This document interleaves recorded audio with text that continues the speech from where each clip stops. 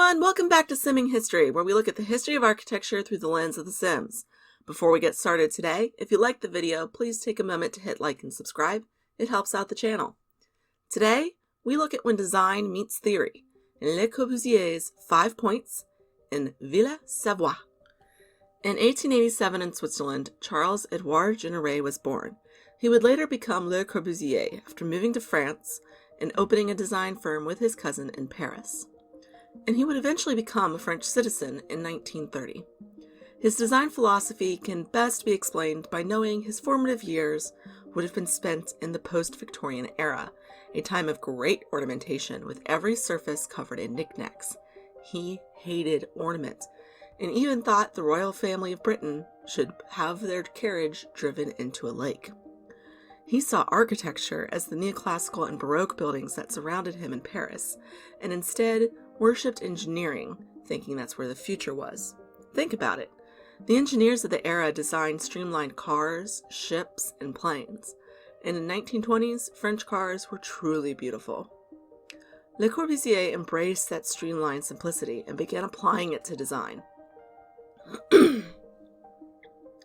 1923, he wrote Toward an Architecture, which dismissed the styles common in the 20s, largely eclecticism and Art Deco, and instead advocated a simpler style that would change how we interacted with buildings, which would eventually become known as International Style.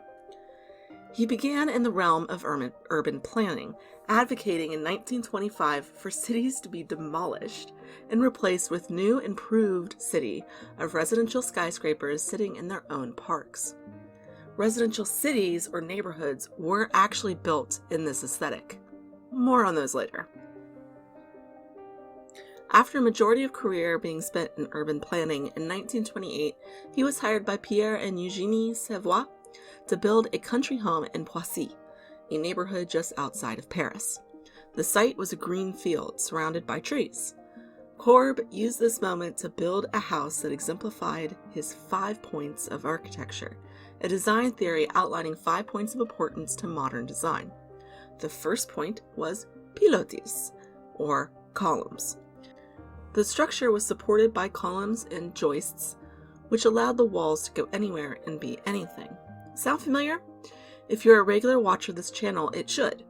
This is called a skeleton frame, just like in the Baje Kubo and the skyscrapers of Chicago and New York. Pilotis are not themselves groundbreaking design. They were already being used.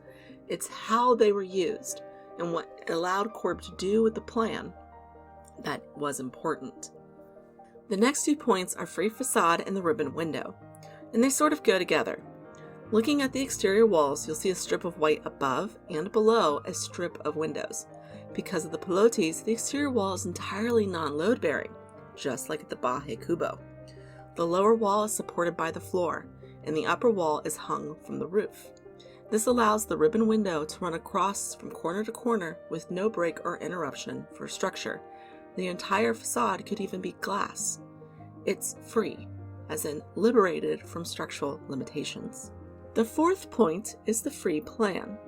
These Pilotis not only meant a free-floating facade, but a free plan. Walls could be anywhere or nowhere. They weren't structural and they weren't limited by that need. So let's talk about the layout of Villa Savoye. On the ground level, the core is painted green to make it disappear with the green surroundings.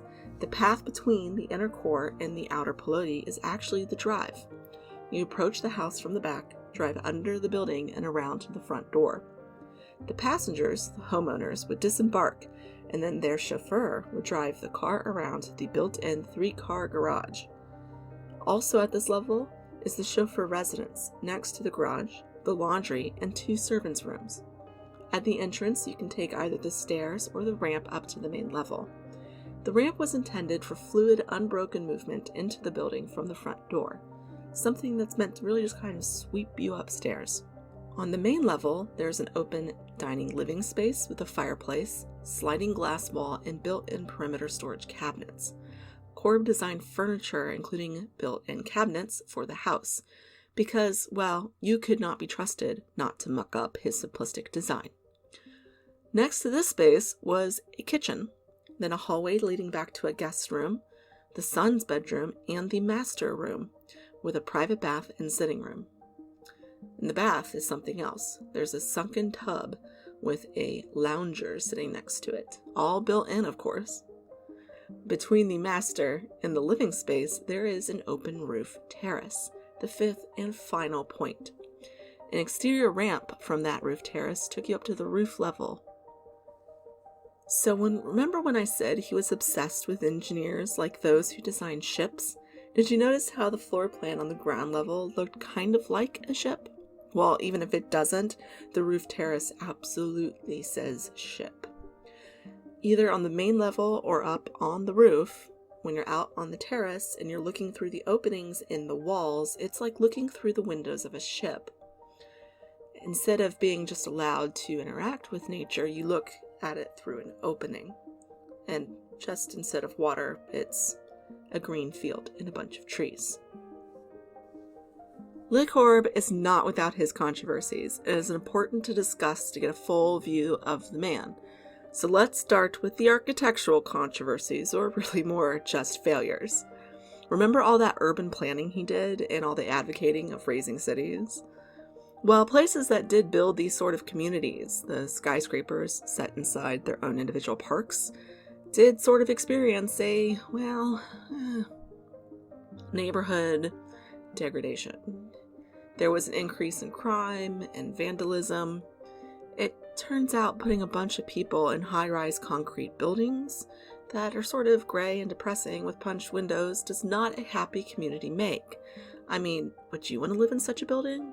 It's a little North Korea. People respond to their surroundings, and these surroundings did not inspire the best. Unfortunately, his architectural failures have nothing on his moral ones. During the Second World War, while his practicing partner and cousin Pierre was a French resistance fighter, Corb openly collaborated with the Vichy government, the puppet government in the south of France set up by the Nazis. Some could argue this was just an effort to continue to get work during the war, but two separate authors have reported finding amongst Corb's papers anti-Semitic sketches of Jews, and in publications from the era several articles that he wrote lauding Mussolini, fascism, and defending Nazi anti-Jewish policies. He also had connections to French fascist parties and participated in a group that promoted eugenics. There is currently a movement in France to end what they consider the blind worship of their most famous architect and to tell its story with more context, a cause that's had a lot of pushback. But still, what they're demanding seems reasonable, and that's the end of public support for these projects, i.e. public or taxpayer money. So here's the deal. I'm not a fan of Le Corbusier, and I never have been. It's kind of stereotypical for architects to like Le Corbusier, but that's not me. The guy who's my favorite is actually far more stereotypical. His designs may have been revolutionary in their time, but I've always found them really cold and without warmth. He said houses were machines for living in, and I think that's the problem.